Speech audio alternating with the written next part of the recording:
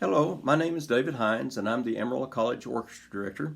And I want to talk to you for just a minute or two about the precision in an ensemble. There are several elements of better precision, but let's look at two of them today. One is watching the director, and the other one is counting. Watching the director is very important because of the number of people in the ensemble. If you have, let's say, 30 people in the ensemble, then you have 30 different ideas of what that tempo is going to be.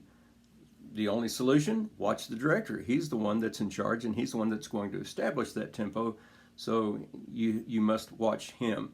Also, changes of tempo.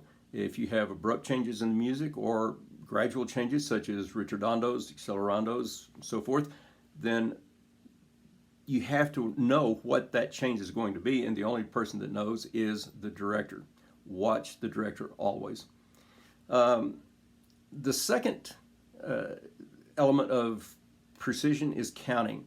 Counting is so very obviously important, but you must be able to count both the fast rhythms as well as the slow rhythms. Slow rhythms sometimes we take for granted. Let's just take for an example a whole note. You see a whole note and think, whole note, 4 counts, I can play that. Or I can play that.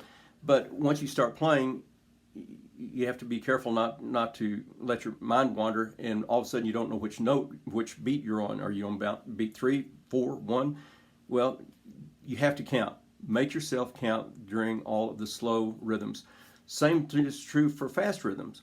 Rhythms such as syncopated rhythms, 16th note rhythms, 8th note rhythms, and combinations of those, and mixed meter rhythms.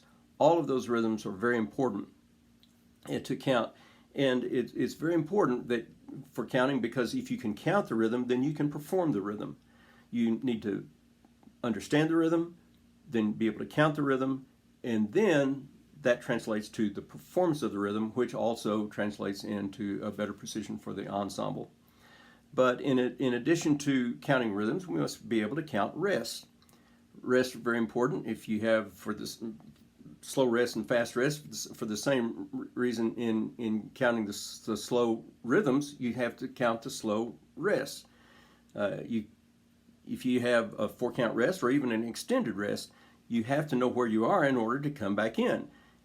That's part of counting rest. It's not just the rest by itself, it's what follows the rest that counts. Whether or not you're going to play on time, early or late, you have to count the rest so you know when to come in. Sometimes 8th rest, the faster rest, the 8th rest is a little trickier because if you have, for example, 8th and 2 16th notes, those 2 16th notes could be a little bit early. If you have a 16th rest followed by 3 16th notes, those 16ths could be a little bit late.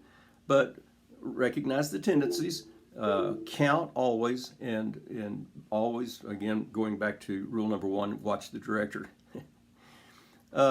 We've been talking about the different elements of counting, but besides the mental process of counting, we have the physical process of counting. It's always important to be able to feel the beat, and the best way to do that is with the foot tap.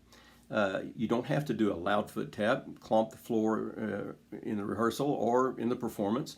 You just do a soft foot tap, or tap the foot inside the shoe, but keeping track of the beat physically is just as important, if not more important, than counting mentally. But the two are both important. It's kind of interesting, too, that as an individual player, we can play better if we are keeping track of the beat. So if we can perform better on our instruments by keeping track of the beat, you know that obviously is going to contribute to the better precision of the ensemble. But keeping track of the beat. Well, those are the two elements that I wanted to mention today, both watching the conductor and counting. Two very important elements that sometimes we tend to take for granted. But those are my thoughts today on better precision for an ensemble. Thank you for listening, and I hope you have a great day.